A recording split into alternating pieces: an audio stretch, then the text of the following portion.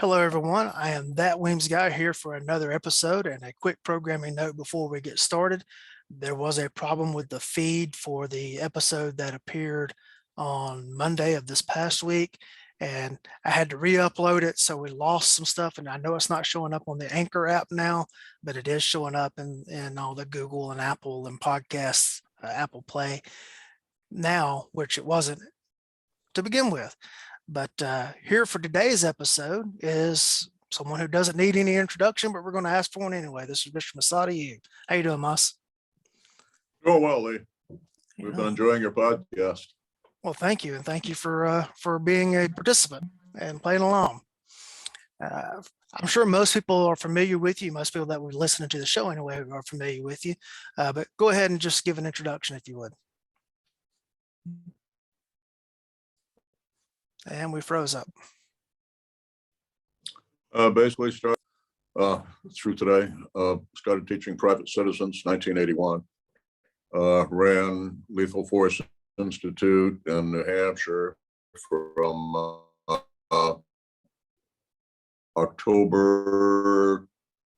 from spring of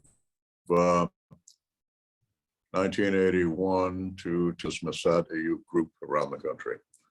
19 years as chair of the Firearms Deadly Force Training Committee for American Society of Law Enforcement Trainers.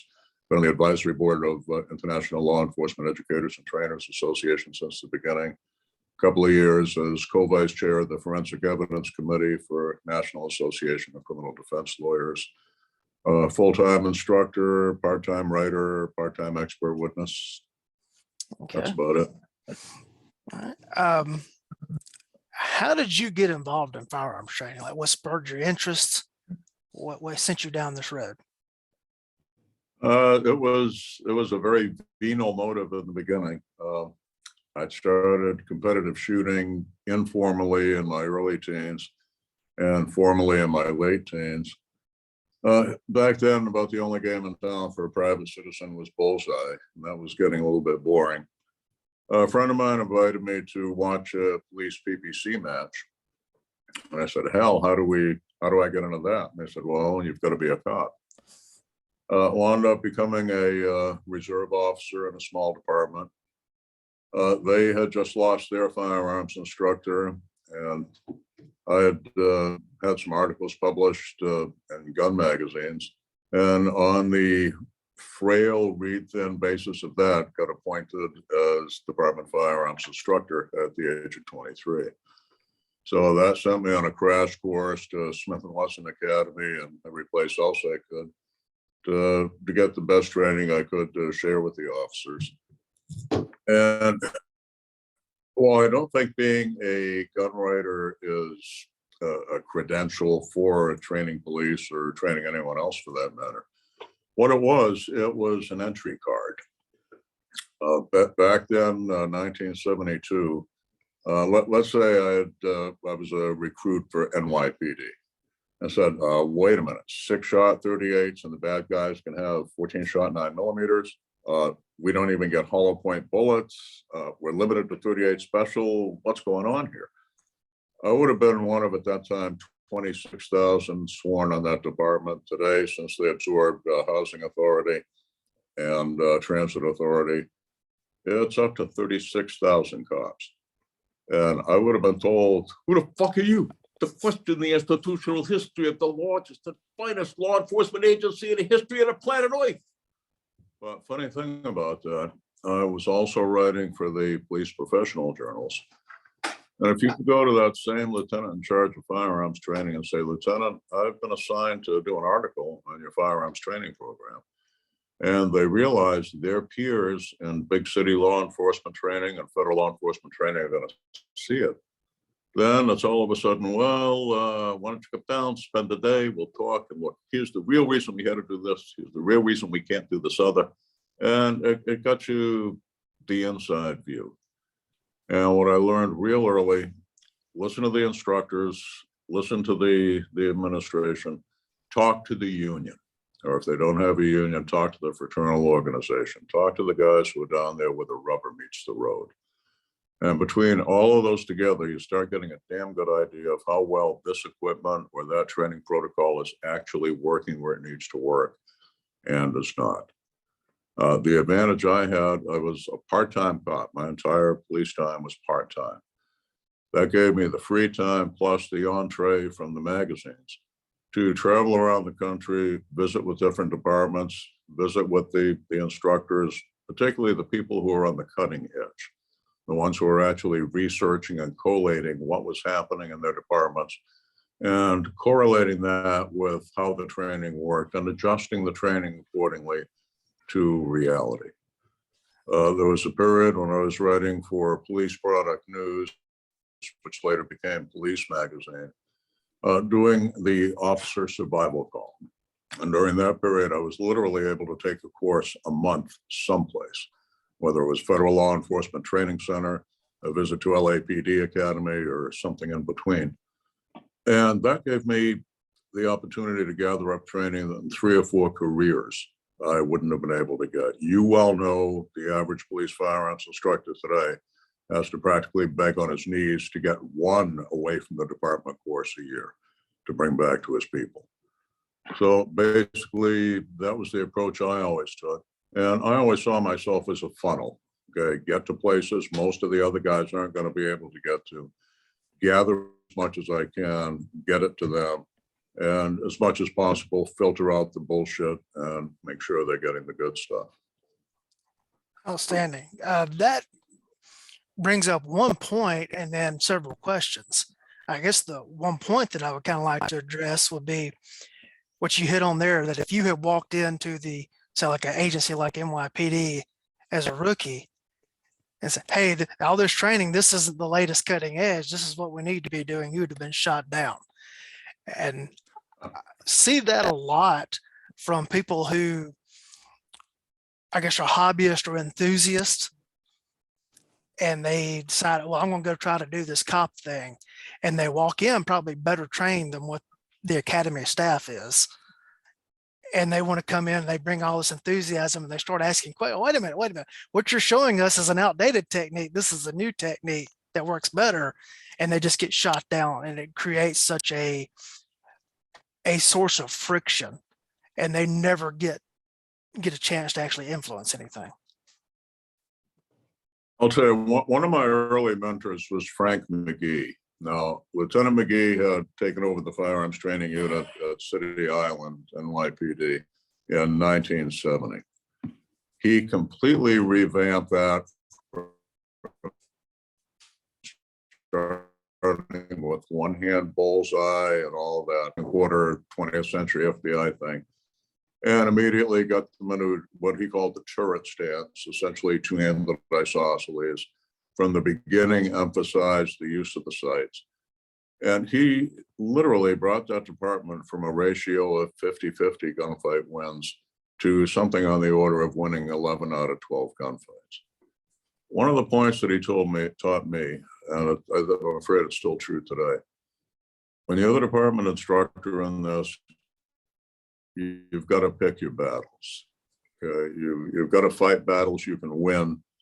And he knew damn well that they needed hollow point ammunition, that it would work far better than what they had.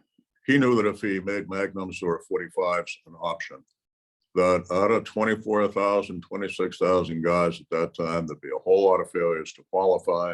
It would be seen as a failure of the unit, and he'd be replaced by somebody who brought him back to 1946 FBI level training.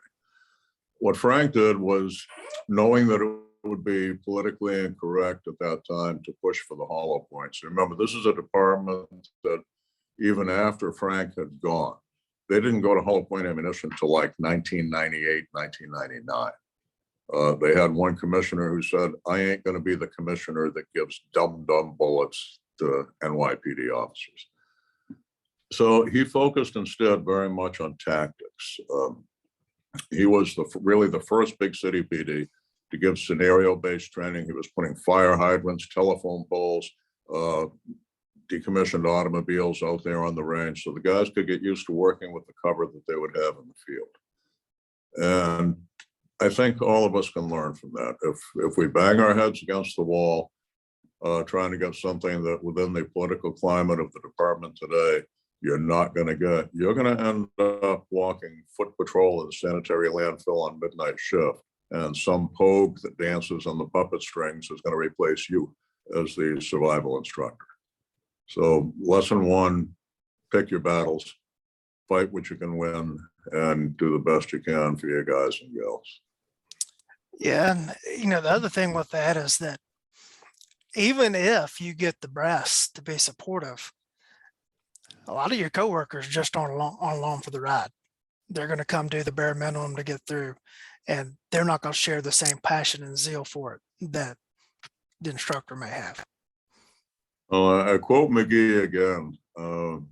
He told me, he said, Mass, these people will break your heart.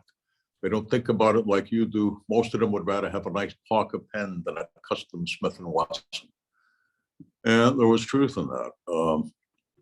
One thing I found, I was teaching in northern New England in small departments. And a whole lot of guys would say, well, okay, this thing you're telling us about that happened in LAPD, that thing that happened in Detroit or New York, that doesn't happen up here. And I told them, well, it didn't happen there until it did. We're the most mobile society in America. Your exposure rate is less in a smaller, less populated, lower crime community.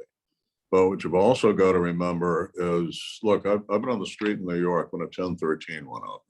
Officer in trouble, major trouble, everything gets dropped. Cops flood to that scene like a Tarzan movie with these, he goes, and you see all the elephants and the lions come charging to assist them and stuff. That's what it looks like on the streets of New York with a 1013. You are going to have backup literally in seconds, at least in the 1970s, 1980s. When you are a rural cop, whether it's rural Georgia, rural New Hampshire, or rural anyplace else, you may be 15 minutes or more from the nearest backup. And whatever you are going to do, you're going to do alone with what you have with you. And you've got to let them know, past is prologue. Okay, 1933, Zangara opens fire in Miami, trying to shoot Franklin Delano Roosevelt, and mortally wounds Chicago Mayor Anton Cermak, who's with him in the open-top limousine. And it was as if Secret Service said, well, that'll never happen again. And almost exactly 30 years later, in an open-top limousine in Dallas, Texas, we knew what happened, and they finally learned the lesson. And I don't think anybody in Dallas said, well, this isn't Miami, it's never going to happen here. But I think the history of it is cop or armed citizen. If it happened to anyone else, it absolutely can happen to you. Yeah. All right. If you can conceive it happening, that the perpetrator can conceive it happening. Yeah. And nowadays we're so instantly connected to everything happening around the world. Used to be we had to wait till the wire services picked it up and carried it the next day, or they could get footage to a network affiliate. Well, now everybody just picks up their cell phone and can just send it right out. And it's almost like an event didn't happen if there's not cell phone video of it.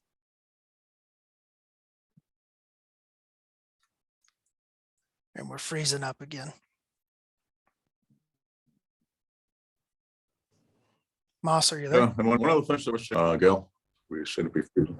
Yeah, I am here. All right. Okay. Do we need tech support? Or can you hear me? Yeah, I've got you back now. Okay.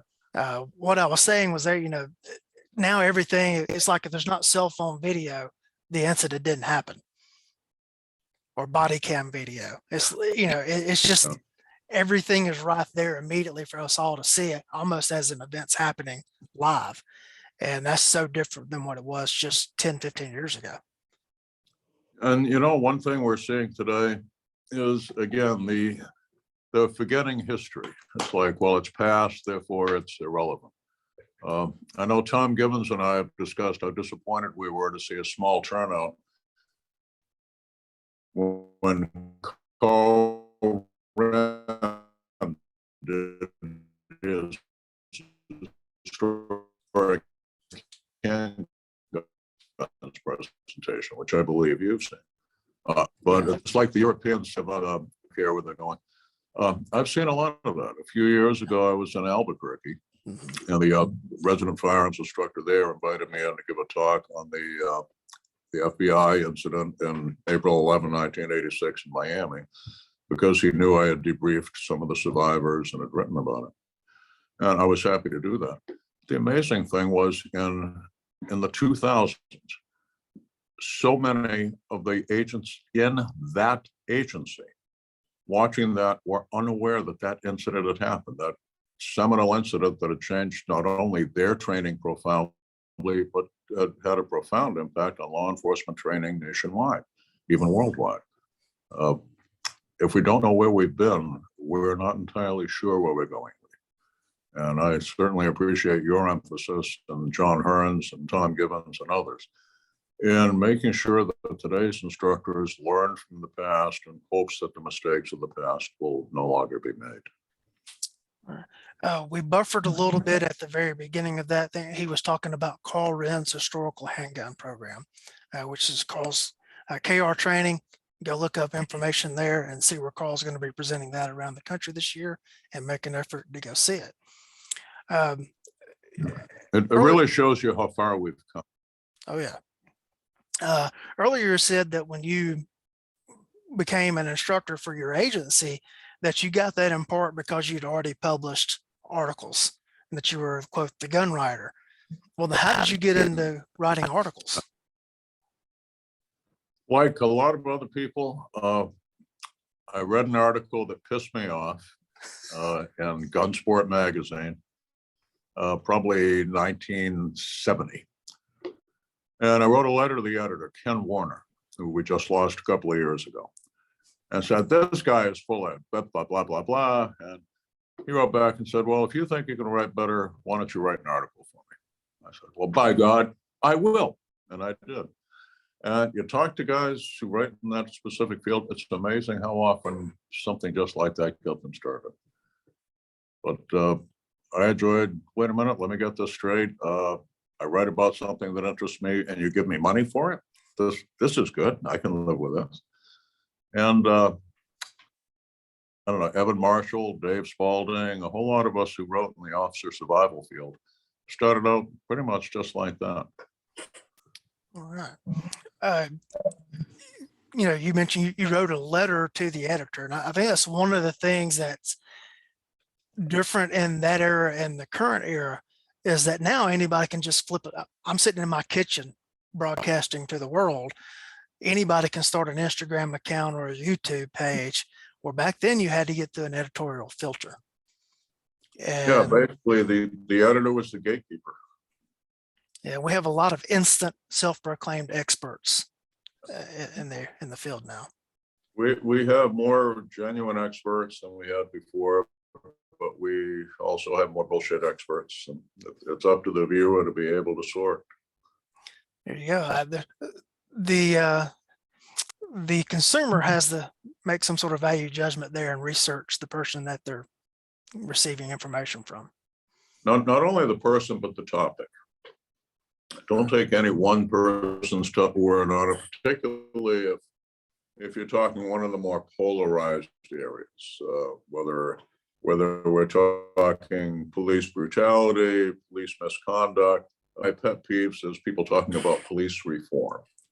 Those folks would have done a whole lot better if they had said improve police training, which every cop you and I know would get behind. The very word is seen as an insult and a slap in the. They tell us we should have de-escalation training. Most experienced street cops have learned enough on their own that they could teach an effective de-escalation course. And a whole lot of the people demanding police de-escalation do not realize de-escalation works both ways. Well, just reason with them. Reason only works with the reasonable. They don't call the cops until something unreasonable is happening. Do the math, folks. And that's why there's a whole lot of, rainbows and moonbeams coming into this that really just aren't going to work in the field. Yeah, they act like it's a tool on our belt that we can just pull out and deploy. It's going to instantly solve it. Sir, I'm de-escalating you. Oh, well, in that case, I'll calm down. That's just not how it works. And you know, it's just unfathomable that people have that mindset that they just, the other side gets a choice too. And I'm not trying to claim that cops don't cause problems, that sometimes we escalate the situation instead of de-escalating it. And because I know that's just not the truth. I've had bad days and bad moments and not handled scenes the way I would have preferred to handle them. But you can't de-escalate someone that's not willing to be de-escalated. Just the other side just doesn't agree with that or doesn't understand it because they don't want to.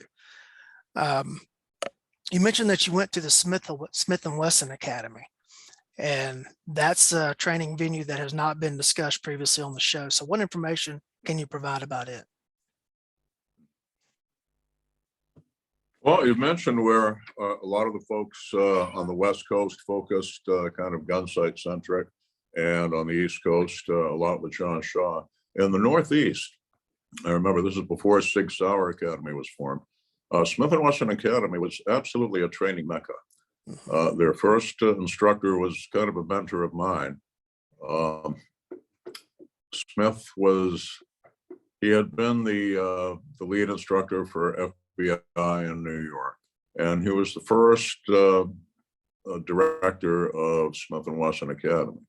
And Charlie Smith was a very pragmatic guy. He would show us in the instructor school, okay, here's why we did the FBI crouch, here's why we did the step to the side. But he also allowed us to find out for ourselves that, bringing the gun up to line of sight didn't take any longer, and you got the hit faster. The the second hand onto the gun didn't take that much longer. The way Cooper was, so looking for new things to test what would work and what would. All right, we froze. And I learned a great deal from him. And Smith and Wesson Academy was a real center for the Northeast. We froze up a little bit during that. We froze up a little bit. You were talking about Mr. Smith and that he was teaching that bringing the gun to eye level, right, and comparing that to the crouch. Could you go back over that again?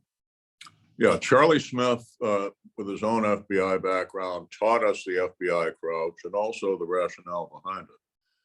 But he was not slavish to it. His teaching style was to let us try different ways and find out for ourselves that you can get the gun up to line of sight just as fast as you can get on that stylized crouch, but you're going to get a whole lot better hits. That visually indexing the weapon, particularly on a moving target or a small target, was going to have a whole lot better outcome for you. He emphasized two-handed shooting. He was an early advocate of the semi-automatic pistol for police service back in the revolver days. And you've been talking about, different schools being kind of centers of training for different regions. In the Northeast, where I was, Smith and Wesson Academy was certainly that. And FBI, of course, they were doing instructor classes around the country. And in all the areas, including the Northeast, the FBI had a very strong influence. Okay. The other part of your intro that piqued my interest was that, I think we're buffering again, I'm getting some background noise. You mentioned that you got to travel around the country, taking so many classes and seeing the cutting edge. Who are some people that you ran across during those travels that nobody knows about because they weren't publishing articles? One of them certainly Bill Gross. He's no longer with us. Do a Google search, Groce. Bill, for many years, was head of firearms and tactics training for APATA, the Ohio Peace Officer Training Academy in London, Ohio. He was very much a gun sight guy and had studied under Cooper, but he also was very much a researcher, and particularly there in his home state of Ohio, he delved as deeply as he could into virtually every police officer involved shooting that took place there. He was a pioneer in terms of teaching tactics and movement. He was another early advocate of the semi-automatic service pistol during the revolver days. He came up with innovative techniques. One that I still teach is the peck vest technique with a shotgun. Now, you can remember back in the day when our standard police long gun was the 12 gauge. And they would teach you to shoot it like a trap shooter shooting mouse fart trap loads or something. Wouldn't teach you to get your body weight. I know it kicked people around. You'd see them leaving the range with, bruises under their cheeks, the shoulder black and blue down to here. And you knew damn well half of them, the last thing they'd reach for would be the shotgun, no matter how badly they needed it. He had noticed when the soft body armor came out, started becoming standard, that it obscured the shoulder pocket with the Kevlar, and the butt would tend to skid off and go into the brachial plexus. He came up with pivot the hips, extend the arm, and bring the gun butt onto the vest itself, right above the nipple. Above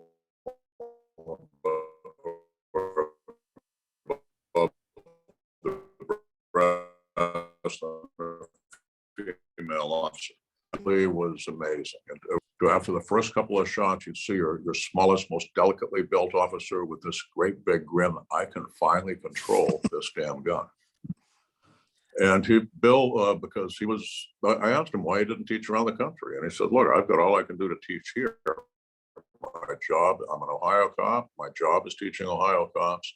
But he made Apata literally a little Athens in the heartland of quality police tactical training. And his legacy lives on in a lot of the very famous instructors you see coming out of Ohio. Dave Spalding, Greg Ellifritz, and guys like that. All right. As you were explaining the technique, we buffered and froze up again. So could you give a quick rundown on the pectoral technique again to save me from getting 87 emails on Monday? The peck vest. Sure, the peck vest technique, Bill Gross at Ohio Peace Officer Training Academy, when he noticed the body armor was covering the shoulder pocket area, which is one of the reasons, if you're an old guy, they taught you bring your arm up like this when you're running the shotgun, because it defined a cleft between the deltoid and the pectoralis to keep the shotgun's recoil from skidding off down into the brachial plexus. Well, when you did that with the body armor, that pocket was obscured, and it would, after the first shot or two, it would reflect. It's where you'd hit a guy in the arm to make him drop his shotgun, right? He figured out if you pivoted the hips and square the chest, pull the gun butt right down in line with the nipple above the breast, particularly on a female officer, and over the top of the shotgun, or vulture down like this and get a perfect sight picture. And with your body weight going forward into the gun, you had much better control and rapid fire and that painful impact. And brief digression, the recoil of a 7.5 pound police shotgun with a full power rifled slug or full power butt is almost exactly the same recoil force as a 375 H&H Magnum out of a 10-pound elephant rifle. So we were trying to teach cops to use trap shooter techniques while rapid firing the equivalent of an elephant gun. And that's what made so damn many of them incompetent with it, afraid of it, and likely to leave it in the patrol car when they desperately needed it. The other thing Bill did with that technique, if you're my opponent, as I blade to come up in a conventional technique, I've opened this area of the body armor. It's like I took the vest and said, yo, free shot. This squared up the vest and maximized the Kevlar's protection from the angle of the identified threat. And that was the sort of thing that Gross came up with. He was a seasoned SWAT cop. He understood the job, and he looked at it, everything three-dimensionally, and it's what made him one of the all-time great police instructors.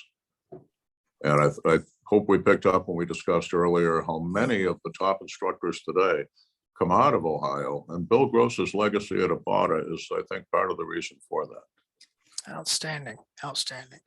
Any other names that you would like to bring up? Certainly Ray Chapman. Ray and Jeff Cooper basically came up together. Ray didn't write much. He might have written a couple of articles in his life. But Ray was the first world champion of the combat pistol. He was one of the original Jeff Cooper combat masters. And he opened his school, Chapman Academy, within a few months of Jeff Cooper opening Gunsight in Paulden, Arizona. Chapman Academy was in Columbia, Missouri, about equidistant, probably about 2 hours out of St. Louis. And a lot of the Midwestern folks went there. I know LAPD did as well. Now, LAPD sent Mudgett and Helms to Gunsight, and they brought back a lot of Gunsight doctrine that literally revamped LAPD training. But those both guys also went to Chapman Academy, and hell, I saw both of them there. And Ray had a broad influence. Of all the masters I've been privileged to train under, I think I learned more from Ray than any two of the others. If you listened to him and did what he showed you to do, he would be your one-on-one coach. And remember, this is the guy who in 1975 won the first world championship of the combat pistol. Now, Chapman every year would have his police match, and that almost every stage would be based on some gunfight that he was able to document. And on the many bays that he had there, including shooting from moving vehicles, he was able to recreate a whole lot of stuff. Now, Chapman had been a cop in his young years, I believe in Los Alamitos, but most of his career, he was an engineer. And what I think made him such a great shooting coach and such a pioneer in techniques was he took an engineer's mindset to looking at something. People talk about modified Weaver stances, for example, and everybody and his brother had their own modified Weaver, but Chapman's was the one that caught on. Ray emphasized shooting from strength. He knew a lot of people with both elbows bent in what I call the classic Weaver of Jack Weaver and promulgated originally by Colonel Cooper.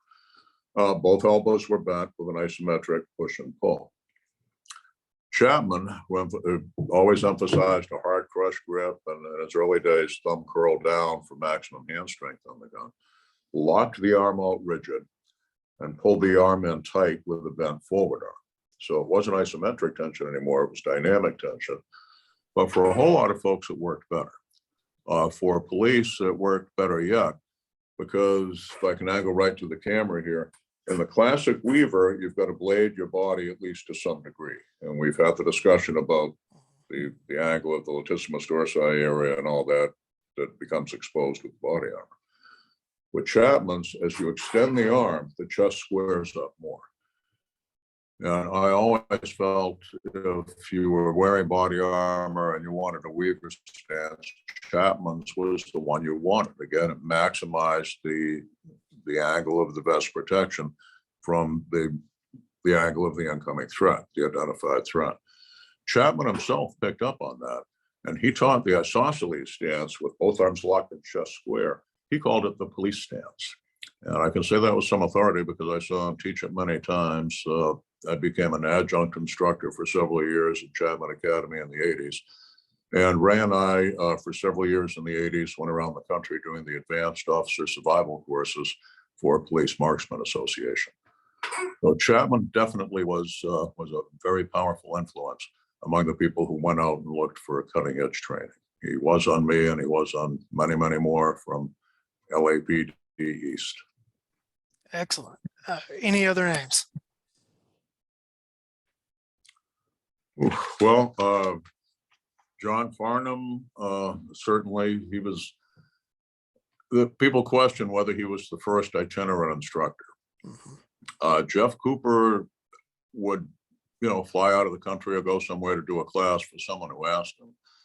But he was, what Jeff did in creating Gunsight was somewhat different from what Farnham did. Jeff, in creating Gunsight, created the first fixed facility that was like a police academy, only in many ways better because of the multiple bays, among the first of the shoot houses and all that.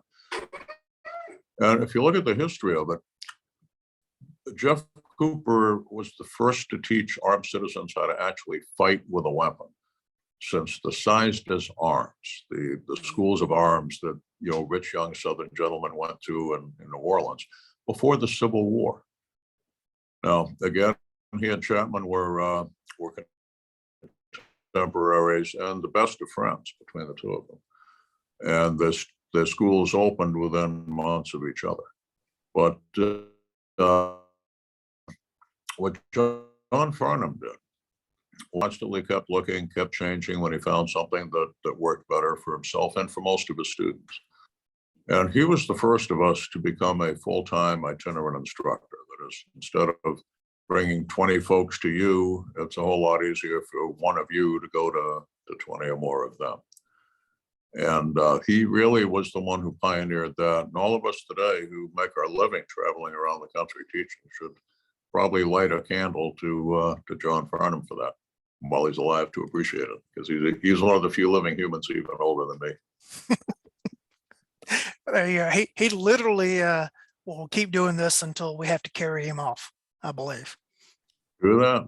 One point Tom Gibbons has been making is that none of us are any younger. Ken Hackathorn actually has retired. Dave Spalding looks like he's about to, or sounds like he's about to. Get some of these folks while they're still around. Hell, come to TACCON. You guys watching this, guys and gals, if you have not been to the Range Master Tactical Conference, there is no better dollar value. It's like a Whitman sampler of some of the most veteran instructors around the country teaching a smorgasbord of everything from adult learning theory to hand to the gun, to dissecting shooting cases, to the legal side of it, courtroom survival. And it's 3 awesome days. I make a point of going every year, and I'm always like a shark in a feeding frenzy, trying to grab up as much people's stuff as I possibly can. If I could digress to tell a personal anecdote here for a second, the first year that I ever taught at TACCON, where I was the lead guy for a class, it was one of my favorite classroom moments is I was presenting my police citizen contacts class, and there was a gentleman over on the left-hand side of the room, and I forget what it was that I said. And he raised his hand. He said, well, Massad Ayoob would say, and he went on to say whatever it was he said. And I said, really? Well, he's sitting back over here in the second row. Let's see if that's what he would really say. And I was very humbled by the fact that you were in the class. So thank you for that, sir. Well, I enjoyed your class. You're an excellent instructor, Lee. Well, thank you. Thank you. If you think the kid is cool with headphones on, folks, wait till you see him live. Well, I'm trying. You mentioned a couple of guys that, earlier we were speaking that there were early advocates of semi-automatics instead of revolvers. Other than the obvious answer of capacity, what were the reasons for that? A lot of it was hit potential. And I think that was probably the big thing. What particularly on the off-duty guns, you had a 1 pound Smith & Wesson Airweight or Cobra, or a barely over 2 pound Smith M&P 38. And you were rapidly putting 12, 14 pounds of pressure through a long stroke for every shot. And the guns we had at the time, the most popular in the early days was, of course, the 1911 45. But the guns that really made the auto viable in America and made liability conscious chiefs comfortable with it were the double actions, starting with the Wesson, like the Model 39. And what you saw there was a quantum leap. For several years, I was feature editor for Illinois Trooper magazine, which was the publication of Troopers Lodge 41, the fraternal organization that represented at that time, about 1,700 Illinois troopers. That gave me carte blanche to talk with the guys at the Ordnance Unit in Springfield. And remember, Illinois State Police was the first major department in the country to go to the semi-auto service pistol as standard issue, circa 1967. Now, I got to debrief the guy who made that happen, then Ordnance Sergeant Louis Seaman. And what a lot of people miss was firepower was not the real reason they went to that gun.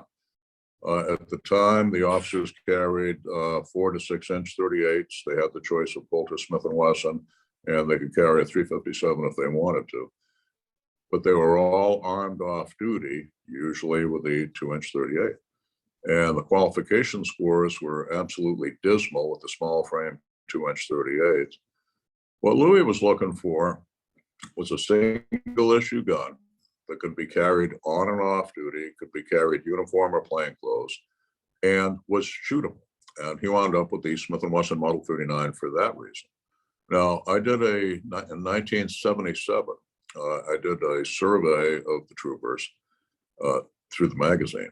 And one thing we found was a significant number of them wanted to go back to revolvers because they didn't trust semi-autos. At the same time, I also had access and carte blanche to the files they had at the Ordnance Unit at Springfield. I was able to identify in that 10-year period 13 troopers who were alive that almost certainly would have been killed if they'd been in the same situation with 6-shot 38 revolvers. Now, 4 of those were firepower. It went past 6 shots. The 8 shots in the gun was enough in 2 of those cases to finish the fight there before it went to slide lock and finished satisfactorily. And in the other, one of the troopers reloaded, continued firing. The guy had taken 13 hits before he finally stopped shooting at the troopers. But that was 4 out of 13. We had a couple who had survived because they had been taught, remember the Model 39 had a magazine disconnector safety. And they had been taught if you're in a fight over the gun and you think the gun's slipping out of your hand, press that button. And if the other guy gets hold of it, it's going to kill the gun. In 2 cases, that was exactly what happened, and it did save their lives. The single biggest life-saving thing was they had at that time the option of carrying on-safe or off-safe. Again and again, we saw the syndrome. The bad guy gets the gun away from the officer, tries to shoot him, can't because it's unsafe. And by the time he's figured out how to make it work, the trooper has rectified the situation, or in one case, a brother officer shot and killed the guy who was trying to kill the first trooper. The other thing we noticed on it that really jumped out at me, and that's what we started talking about, was the hit potential factor. Sebastian Ulrich and Bob Capelli, who was head of the Ordnance Unit at the time I was doing the research, told me their hit ratio prior to going to the semi-auto had been about 25%. And that was pretty much standard. During that period, Police Foundation determined nationwide about a 25% hit ratio, 4 shots fired for 1 to hit the bad guy anywhere. They went up to 67, 70% hit ratio with the semi-autos. And they felt a lot of it was the shorter, easier trigger after they got past the first shot was less likely to divert the muzzle. Also, certainly less recoil than a 357 or even a 38 plus in a revolver. And the more ergonomic, I'll be too young to remember, but if you had any choice in the matter, you never left the factory grips on your revolver. You got pack Myers, you got Hogues, you got at least a grip adapter, you got something. That Model 39 came out of the box fitting most hands extremely well and pointing very well. So hit potential, I thought, was the single greatest factor. Secondarily, the proprietary nature of the user factor, which unfortunately in the time of KISS principle, keep it simple, stupid, has, in my opinion, been lost by altogether too much of the law enforcement fraternity. And finally, after that, the firepower element, both the higher in-gun capacity and the more rapid reloads. Excellent. Now, anecdotally, I have been told that, one of the reasons for the double action, or traditional double action pistol, having the double action pull on the first shot, single action on the second or subsequent shots, was fear of negligent discharges by going to the 4-pound trigger right off the bat. But I've been told also that there were more negligent discharges when going back to the holster than there were on the initial trigger press. Can you confirm or refute that? There were a lot of departments that if the guy was under stress, had to fire in the line of duty. So there's going to be some degree of stress, even if it's just shooting a dog or something. Mm-hmm. And the ones who did not regularly practice with the gun, if they forgot to on-safe and left the finger on the trigger, by then, virtually all the holsters were covering the trigger guards. Pistol goes in a holster, finger stops, fingers on trigger, gun keeps going, and kaboom. So yeah, that was a thing. You started teaching private citizens, you said in 81, 81. 81, and you were in charge of your own agency's program in the 70s. Is that correct? 70s, 80s, 90s, and on the firearm side, yeah, and of course 2000s. I did that 3 departments over the years, 40 some years total. All right. How did you decide what to put in your curriculum? And when you've made changes in your curriculum, how did you decide to make those changes? Police or civilian? Both. Well, first, actually common to both of them. First, let them know when they can use it, then show them how to use it. Safety first, whether or not you're ever going to get into a gunfight, you're going to be handling that goddamn thing for the rest of your life. You're going to be loading it, unloading it, taking it off, putting it back on, sometimes in the dark, sometimes under stress, sometimes exhausted. You've got to, from the ground up, make safety the non-negotiable foundation. Then go from there. Essentially, on the civilian side of it, the thing that had struck me was that there were, by the time I got into it, Jeff Cooper in 76 starting Gunsight and all that, there were places you could go and learn how to shoot, but when to shoot was something they left up to you. One famous school that will remain nameless, the instructor was famous for saying in the introductory lecture, if you want to know when to shoot someone, ask a lawyer. We're here to show you how to win a gunfight. And that was the focus for the rest of the week. And we saw a whole lot of folks getting in trouble over that. So on the civilian side, I think what was different with the training we offered compared to others was I made our curriculum a major in when and a minor in how. I'd like to think a strong minor, but first, when can you use it? Second, okay, here's the most efficient way we found to get shots into something the size of a heart or a brain at such and such distance at such and such speed. We emphasized accuracy first, then speed. It's funny you said that, to ask a lawyer. And I don't think that the general public understands that lawyers are just as much specialized as doctors are. I'm not going to go ask a podiatrist questions about cancer, or to treat a cancer if I were to have that, or to do a heart surgery or something along those lines. Your real estate lawyer buddy is not the guy to be asking questions on self-defense and self-defense law. And that's really such a big specialty, especially from the affirmative defense side, because most defense attorneys are dealing with, not affirmative defense. They're dealing with, the other side of that, usually dealing with a guilty client. Not all the time, but they're coming from that perspective versus, no, what my client did was legally justified. And here's why. And that's just such a completely different point of view to approach the subject from than trying to prove your client didn't do it. Well, you're right on that. Over the years, I've dealt with a great many attorneys. Usually at least once a year, I'll do a CLE course, continuing legal education, for practicing attorneys on the topic of defending the self-defense case. Now, first, your self-defense case, in many ways, in terms of strategy, is 180 degrees off the usual guilt mitigation that you get with your typical guilty client.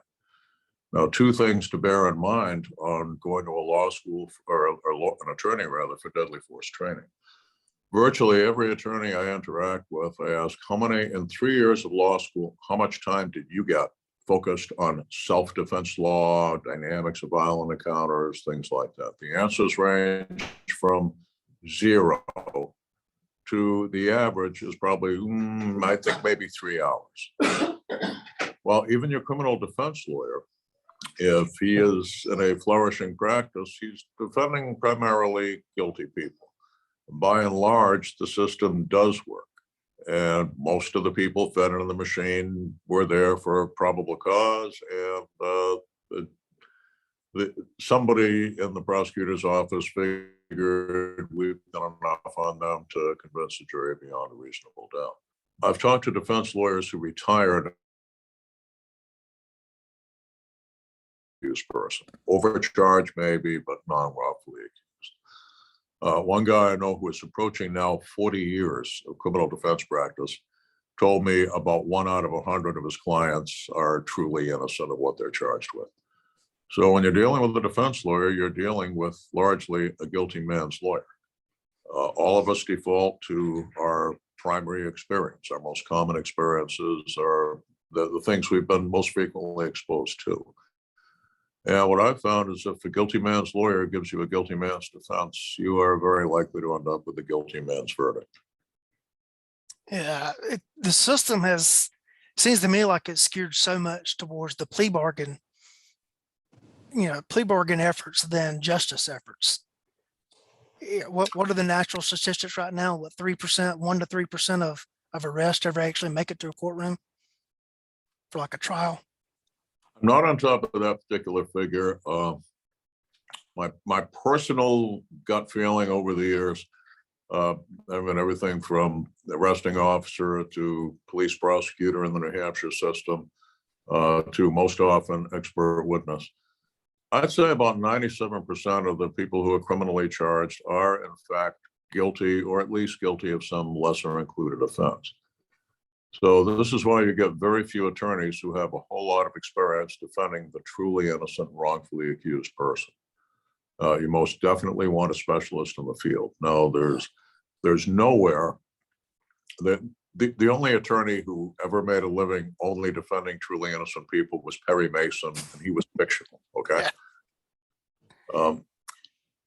What you will find is if you talk to, if you're looking for an attorney in your area, I would go to the police union or police fraternal organization, your county sheriffs or the nearest big city, and ask them, what attorney do you guys have on retainer for one of your officers if one of your officers is criminally charged in the wake of a shooting? Now, what you'll have there is an attorney who has done a whole lot of justifiable shooting cases. And private citizens say, oh, well, that's a cop lawyer. That's got nothing to do with me. The hell it isn't. The charges are very much the same. The dynamics of the shooting, whether it's line of duty self-defense or on citizen defending himself, is much the same. And what you need here is someone who understands dynamics of violent encounters, knows how to get them across to a jury, knows how to reconstruct a shooting scene, and get that established for the triers of the facts. And it doesn't much matter whether you were carrying on a piece of tin or a piece of celluloid. Okay? It doesn't matter whether it was a badge or a carry permit. In some areas, California, for example, there are so many bullshit, unmeritorious lawsuits against cops that there are whole firms that do nothing but police plaintiff practice. There are therefore firms that do nothing but police defense practice. And some of them, as a matter of policy, will only speak for cops. But those who are in that specialty will know criminal defense lawyers who know what they know, who will take a civilian client, and they may be able to refer you to the person you'd want there. Another option, and I'm going to throw in a free plug here for an organization I belong to, Armed Citizens Legal Defense Network. Now, Lee, you and I both know Marty Hayes, who founded that, and literally founded the whole post-self-defense legal support industry. ACLDN has about 25, at least 25 cases now already done with satisfactory outcomes, and none with negative outcomes as far as I know. They have referrals for their members, and we've got enough of a support group on the advisory board between Dennis Tuller, Tom Gibbons, John Farnham, myself, Marty Hayes, Vincent Schutt, that wherever you are, we can find somebody within a few days who can, handle a case like that in striking distance of your area to make it feasible and logistically sound to do so. We can't do it for 1,000 people a year just in case. We can do it for one of ours who gets in trouble. But basically, you're absolutely right, Lee. You want a specialist for this, not a generalist. You do. My Cousin Vinny was a great movie. I think it should be shown in law school. It is not the role model for what you want for your defense team. Speaking of which, My Cousin Vinny was partially filmed in my hometown, and I have dined in the restaurant where they got the breakfast, lunch, and dinner menu. I will say that the menu was more actual complex than that, but I have eaten there But how did they cook their grits?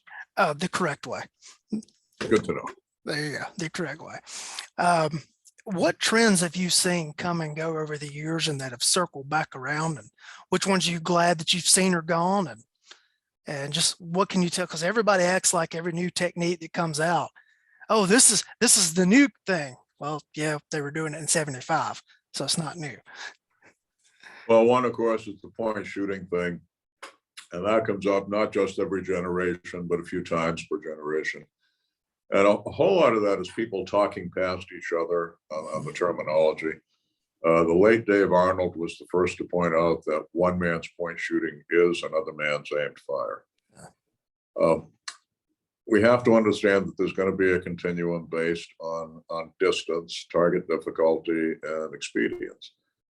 If you've been fortunate enough to train with Craig Douglas and you are entangled in a fight with a guy trying to keep you from shooting him, Craig's techniques will let you put that guy on the ground, and you will not be taking a sight picture at all, but you'll be getting it done. The farther the distance increases, and particularly the more movement there is on either side, the more it demands a visual index of the weapon.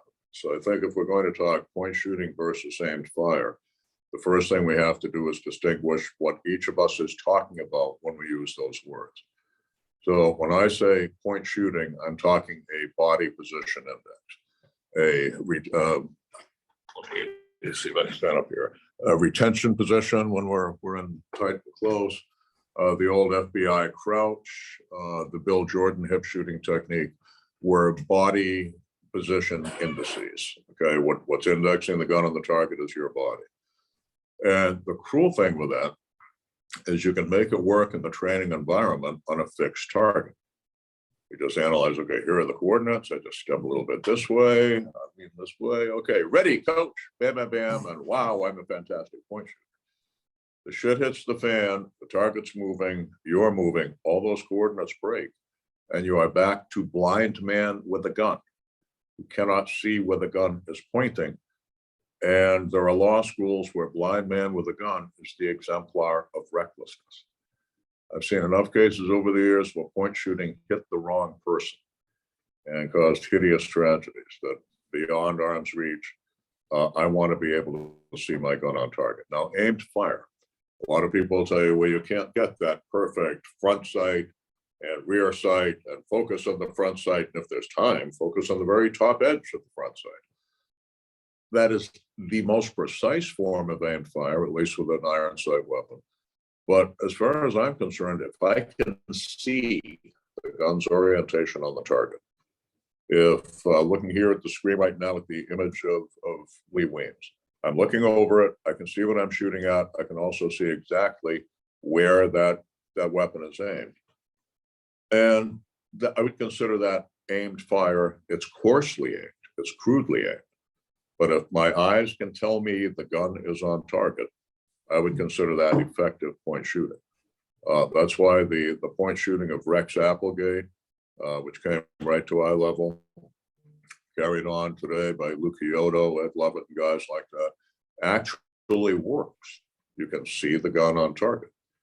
Now, there was one guy who's no longer with us, and he's not here to defend himself, so I'm not going to use his name. We said, only point shooting will save your life. Only a fool would attempt to aim in a gunfight. And the key to point shooting is the elbow into the ribcage. And I have trained with Rex Applegate. I know. Well, hell, I knew Rex Applegate. And one day I asked Rex, I said, what about so-and-so? And he said, oh my God, that asshole. So basically I said, Rex, could you do me a favor? I've got a camera with me. Could you show my camera, Rex Applegate point shooting? He said, of course. He wasn't carrying that day. We went to someplace where we wouldn't frighten the horses. I cleared out my Beretta, and the picture appears in my book, Gun Digest book of combat handgunnery. And basically what you can see is Rex has brought the gun up, and the gun is essentially, if you put a ruler over the picture, the ruler goes straight from the pupil of his eye to the front sight. I said, Rex, you can see those sights, right? He said, yes, of course. I'm simply not looking for them. I said, I wish you had told that to so-and-so. But the bottom line is we've got to define our terms, know exactly what we're talking about, maybe even demonstrate to each other what we're talking about before we get into arguments where we're literally talking past each other on things we might really be in salient agreement on. There you go. That would solve a lot of the problem right there. Well, look at the whole anti-police thing today. We've got closed minds, more, I've got to say, on the other side than the police side. And, consider me prejudiced toward one side or not, if you will, I don't care. But one thing I've noticed over the years, you asked, what have I seen change? In the old days, police and lawyers shared one critical paradigm. They were both told, you don't discuss your cases in the press. It'll all come out in court.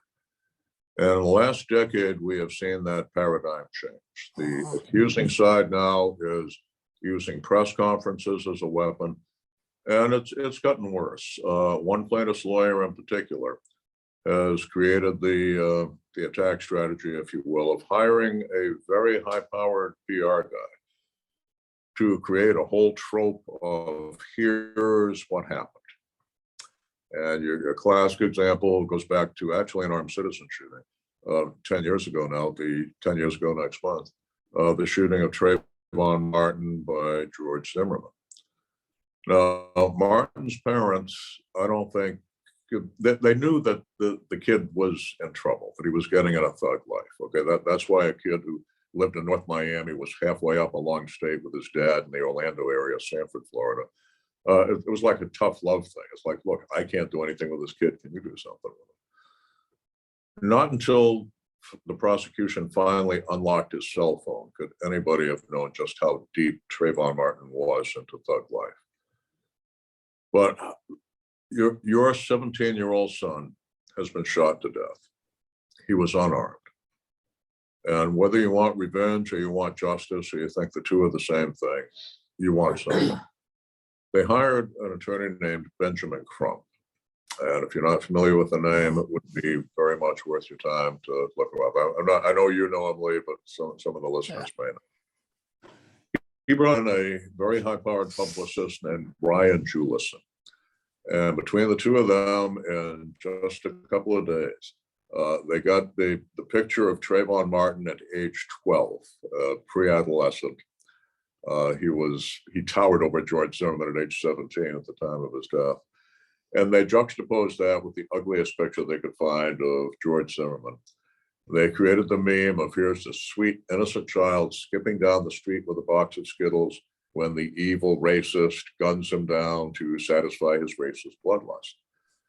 Now, that was late February of 2012. The trial, which lasted for weeks, concluded on July 13, 2013. The jury found him not guilty. And if you actually look back, if people would just look back and read the transcript of that trial, everything from the forensic evidence to the eyewitness testimony made it clear George Zimmerman was telling the truth, and the prosecution's theory was literally impossible. But no one on his side had spoken in time. By the time he had retained Mark O'Mara and Don West for the defense, they did put up a website that as soon as they got the evidence, got it up. But they did not have the reach, the power of the PR machine that was working on the other side. Now, it's been a decade later. George Zimmerman, even though he was conclusively proven to have told the truth and fired in self-defense, is still today unable to find employment. He's one of the most hated men in America because his side of the story was not told. Now, fast forward from there 2 years, Ferguson, Missouri. Michael Brown, the gentle giant, is walking down the street when the evil white racist policeman reaches out the window of his patrol car, grabs him by the throat, drags him into the patrol car. The poor boy struggles to defend himself, runs. The evil white racist policeman chases him down, and while his hands are up and he's begging him not to shoot, guns him down in the street. Well, the city burned over that. And you saw the embers of the fires of Ferguson landing and setting fires all over the country, as we saw later, much later in the George Floyd thing. And if you look back at that actual incident, Michael Brown, 18 years old, I believe, was 6'3", almost 300 pounds. Minutes before that encounter, there's video of him that many of you watching this have seen. The convenience store surveillance film of him grabbing a small Asian man who didn't like him stealing a box of cigarillos and slamming him into a wall or some shelving. For that officer to have reached out the window and dragged a 290-pound man through the window into a patrol car while he is seatbelted, it would have required the Fantastic Four to combine the Hulk with Elastic Man. What the evidence actually showed, which is why the grand jury refused to indict, was the first Michael Brown's DNA was on Officer Wilson's 6-hour P229R. The first wound into this area of Brown's hand was fired at virtually contact distance while he's trying to disarm and murder a police officer with his own gun. He turns and runs. Well, you're the cop. We've got a man who's just tried to disarm and kill a police officer. He's an obvious danger to the community. He pursues. Brown turns, lunges at him, the shots are fired, and he falls. The plaintiff's own expert witness, Michael Budd, one of the most respected forensic pathologists in the country, admitted none of those shots came in from the back. Every single witness, and you can read this, folks, don't take my word for it or anybody else's. Normally, grand jury transcripts are super secret. In the interest of public safety, this one was made public. Budget yourself some time to read it because it goes over 1,000 pages. But if you look at the transcript of the grand jury hearing of Officer Darren Wilson and the death of Michael Brown, you'll see every witness who testified, hands up, don't shoot, admitted they were lying. I said it for the community. Well, I didn't actually see it, but I heard it. And we have seen that paradigm repeat again and again. Now, let's go back to Los Angeles. Early 1990s, the Rodney King riots. The public, the nation, hell, the world was inflamed when they saw George Holliday's video. But what they saw was not the whole video. The whole video lasted something like 56 seconds. What the public saw was probably the ugliest 10 seconds. Rodney King is face down. The arms are in a cactus plant position that if he was standing would look like hands up, don't shoot. And you see the officers striking him with the PR-24 batons. When you watch the whole video, it begins with Rodney King's lunge at Officer Powell and his grab for Powell's Beretta. Powell spins away, gets some body weight behind one swing with the PR-24, probably the most effectively delivered blow of the fight. And as they're striking him, he goes to the ground, they stop. If you actually watch the video, you'll see an ebb and flow. The officers move in and they're striking when King is moving actively. When he holds still and appears to surrender, they fall back. You actually see Powell put his baton in the ring and start taking out his handcuffs. Then he goes to this position again, and the hands, remember, are on the ground. And the officers move in. The officers have been taught to recognize that as what's called the Folsom roll, named after Folsom Penitentiary. As you're moving in on the suspect pistons, rolls his body into you, takes your legs out from under you, and his momentum carries him right into your gun. That wasn't explained, that wasn't shown to the public until the trial. And only the people who saw it listened to it with open minds, knew it. All the rest of the world just figured when those officers were acquitted in the initial trial, that's it, it's racism, and you saw what happened. The Rodney King riots. The city burned $1 billion of property damage in 1990s dollars. Something like 60 deaths when the last mortally injured person died. Thousands of jobs lost in a community that most desperately needed them. Now, by the end of the first decade of the 21st century, LAPD had changed the paradigm. They had started the policy that we're seeing now. When there's a potentially controversial use of force issue, the department calls a press conference. They say, here is what we know so far. Here is the 911 call that led to the shooting. Here is the response of the officers. Here is the body cam. Here is the dash cam. Here is the evidence. This is what we know so far. The investigation continues. We'll keep you apprised. And in the city that burned during the Rodney King riots, there have been no civil disturbances approaching that magnitude generated by any LAPD use of force incident. The closest they came was the sympathetic rioting, if you will, in the George Floyd matter. We've seen that again and again. Probably Las Vegas Metro has set the pace for doing the very best and most thorough of showing the public, here's our side of the story.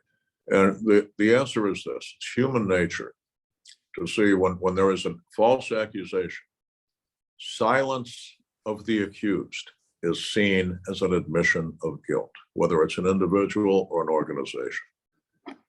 We've got to change that. The other side were the ones who kicked over the checkerboard and broke the rules and said, no, we will try this case in the court of public opinion to force a settlement and enrich ourselves. And if somebody has to go to criminal court over it too, well, what do we care about his life? Our pockets are full and our wallets are fat.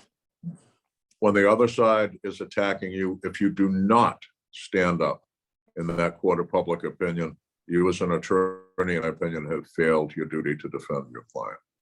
And I think that's true whether it's an officer-involved shooting or a potentially controversial armed citizen shooting. We need to be getting the word out.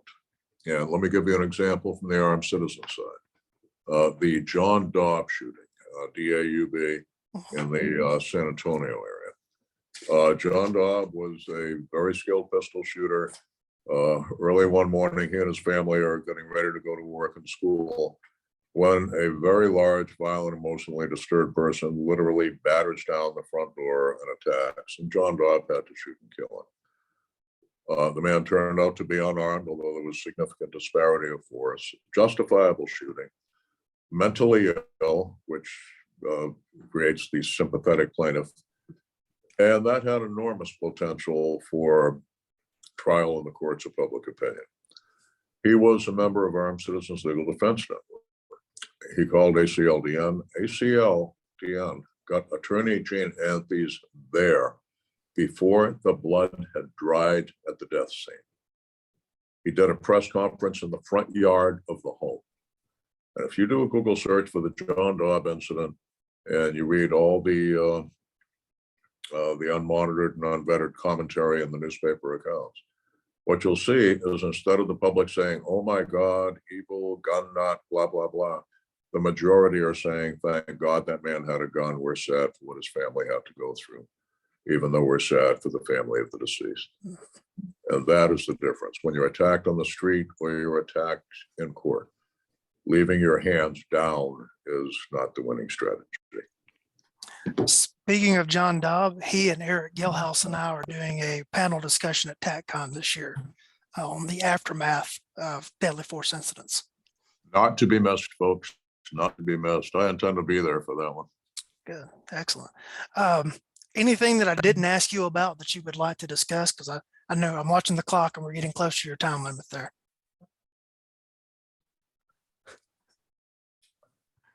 We are. No, I think you did a good job. You for all the good information that you have been able to gather and make available to people who otherwise would never have a chance to know that information existed. Thank you, Lee. Well, thank you. I've got a lot more questions I'd love to ask you. Maybe we'll do another episode, but I know where you're at closes in 15 minutes, so we gotta we gotta get closed up here. Thank you for your time. Yeah, I know when one of my guys was involved in an incident several years ago, you immediately reached out and offered encouragement for him, and I want to thank you for that. And thank you for having been a resource of information for me over these years. Well, thank you, brother, and thank you and your officers for this service. All right. And to the audience, we wouldn't be doing this if you weren't interested. And so we know you have a lot of things on your plate. So thank you for taking your time to spend here with us.